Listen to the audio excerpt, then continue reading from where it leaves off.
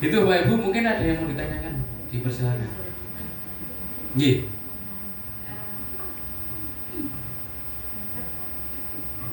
Bunda Adam, oh bukan ya. Tadi ada pertanyaan belum terjawab ya Bunda Adam ya, yang nomor 3. Ya terkait nanti tolong disampaikan Ustaz. Sudah dijawab Ustaz ini langsung tadi. Goalsnya anak kutab nanti mau gimana? Jadi apa? Belum? Oh, sudah. Oh iya, pertanyaan tadi memang kita minta Ustaz Rizky aja yang jawab terkait kalau sekolah umum itu kan ada ujian ya Ustaz ya. Ada entah ujian nasional atau ujian apa begitu. Kalau kutab itu ada ujiannya atau enggak? Kemudian mungkin ujiannya itu tuh ikut mana mungkin ya, itu pertanyaannya mau saya ini. Terus ada lagi yang mau ditanyakan. Untuk selanjutnya nanti seperti apa? Ya gitu ya. Apakah dia akan menjadi ulama besar atau hanya PNS kayak Pak Afri? Mungkin langsung dijawab langsung aja ya. Oh, ada mungkin. Assalamualaikum warahmatullahi wabarakatuh. Perkenalkan saya ibundanya Mas Isyam dari kelas 1B. Sebelumnya Ustadz, ini kan kemarin saya sama suami berpikiran untuk memindahkan anak ke Kutab Darussalam, insya Allah. Nah kebetulan kodarulanya saya tuh observasinya cuma sama anak-anak. Jadi pas kebetulan ada bapaknya di sini, biar bapaknya bisa lebih di ini, karena kan kemarin saya menyampaikan ke ayahnya tuh cuma ya ini menurut versi saya guys, sama versi anak-anak. Nah ini Ustaz, semisal ketika anak saya kan ini dari sekolah biasa, kan rencana mau ke Kutab Darussalam. Itu kemarin kami sempat bicara sama yang bagian, saya sempat bicara sama bagian administrasi nih.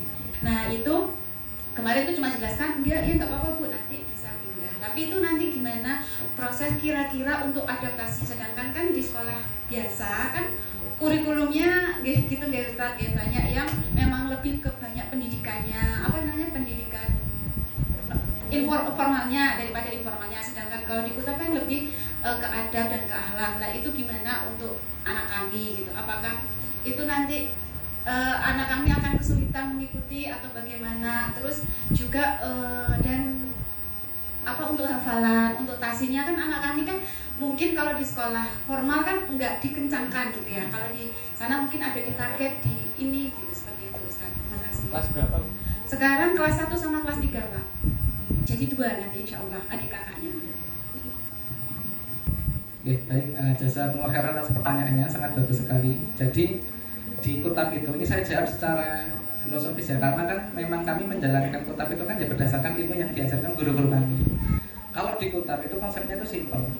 Bagaimana anak yang lulus dari Kutab itu sudah bisa mengemban syariat. Karena anak lulus dari Kutab itu kan balik.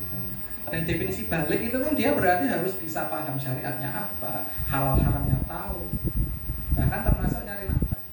Kan gitu kasarnya ya, kalau Islam kan gitu. Nah sekarang kan kita ngukurnya kan begini, konsepnya sudah bagus nih, sekarang kitanya harus mau belajar atau enggak. Karena nanti kalau masuk ke Kutab Darussalam, saya jamin semuanya, baik bapak atau ibu, bahkan guru sekalipun, saya sendiri juga pasti akan belajar kembali bagaimana kita menyiapkan anak-anak. Poinnya itu situ. Masalah ujian, ada ujian atau enggak, tentu kalau dari internal kami ada ujian, Bapak Ibu. Ya ada ujian internal, ujian dari Kutab. Masalah ujian dari negara itu tetap kami berikan. Itu sebagai modal aja, sebagai senjata, bukan sebagai tujuan. Katakanlah gini, lah saya ini Ustadz mau pindah ke luar negeri misalkan, kok butuh ijazah, kita bekali, nggak masalah. Tapi ujian dari negara itu bukan istilahnya kami kejar, iya seperti itu. Bahkan kami ini, saya cerita di Kutab itu kan materinya sedikit ya, yang apa umum ya, matematika, IPA, dasarnya kan sedikit. Tapi kemarin ketika kami ujian negara ASPD, kami ranking 2 sebetulnya. Nanti bisa dicek di website, ini bukan sombong, tapi ini menyampaikan bahwa sebenarnya kalau kita itu mengikuti kurikulum Islam, kita itu nggak akan khawatir ya. Dulu ada yang khawatir gini, Ustaz Ahri, anak saya kelas 3 SD belum bisa baca. Terus kami bilang gini, buat diselesaikan dulu Al-Qur'annya. Maaf ya, kalau di kami kan waktu itu dulu banget kan ada yang karena dia apa pendidikannya mungkin belum seperti Al-Qur'an 4 tahun dan bisa baca saja. Nah waktu itu kami ada anak yang memang belum kelas 3 SD itu belum selesai Qur'annya. Setelah anak ini selesai Quran, udah nggak wajib belajar Quran kan, dia belajar tentang ilmu umum kayak baca dan seterusnya. Itu pelajaran SD dari kelas 4 sampai kelas 6 dia lahir semua. sudah teraktivasi dengan Quran. Nah kita hari ini tuh khawatir gini, lah anak saya kelas 3 belum sama aja mau piye.